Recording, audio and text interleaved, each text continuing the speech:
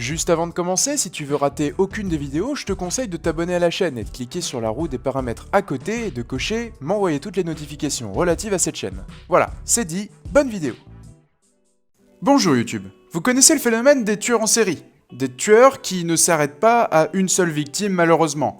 Mais aujourd'hui on va parler des plus grands tueurs en série. C'est ce que vous allez voir maintenant, c'est parti.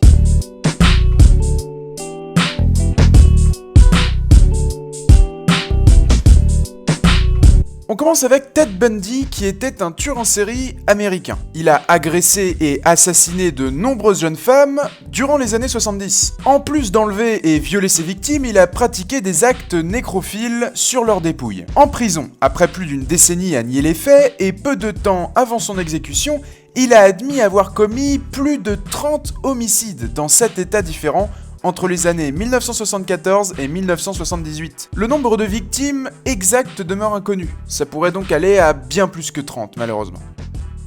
On est maintenant à Pedro Filho. Et cette personne a la particularité d'être né le crâne fracturé. Pourquoi? Suite aux coups donnés par son père à sa mère pendant sa grossesse. Bon, et Pedro Filho, il tua pour la première fois à l'âge de 14 ans, pour venger son père récemment licencié. Il tua également à plusieurs reprises pour venger sa compagne de l'époque, tuée par un gang. Il sera donc arrêté en 1973, mais il tuera dans la prison par la suite 47 de ses codétenus. Il est aujourd'hui toujours incarcéré évidemment.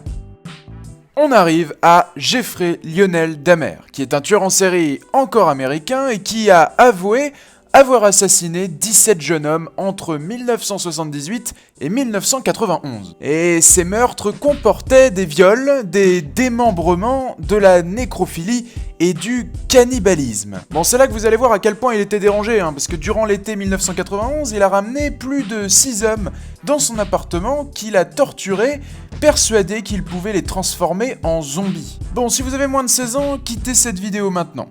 Je vous laisse faire. Voilà.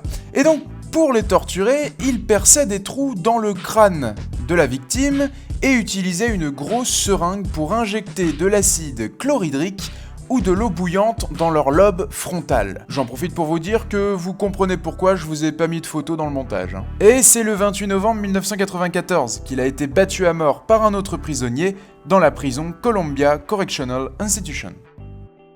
Bon là je vais pas vous mettre beaucoup de photos parce qu'on va rentrer dans le trash, mais malgré tout si vous êtes jeune, prenez vos responsabilités et quittez cette vidéo. On est donc à Albert Fish qui est né le 19 mai 1870 et mort le 16 janvier 1936. Bon en gros lui c'est un cannibale américain mais un peu plus que ça, et dans la quasi-totalité de son existence, Albert Fish s'est livré à diverses pratiques telles que le voyeurisme, le sadisme, le masochisme, le fétichisme, la flégation active, la bestialité, la prostitution et même à l'autocastration, la pédophilie, l'ondinisme ou encore la coprofolie. Bon, je vais pas prendre le temps de vous expliquer chaque terme, mais en tout cas mettez pause sur la vidéo et allez vous renseigner davantage si vous voulez plus d'informations. Bref, en tout cas Albert Fish il était surtout cannibale, mais cannibale d'enfants. Et il fut condamné à mort et exécuté sur la chaise électrique.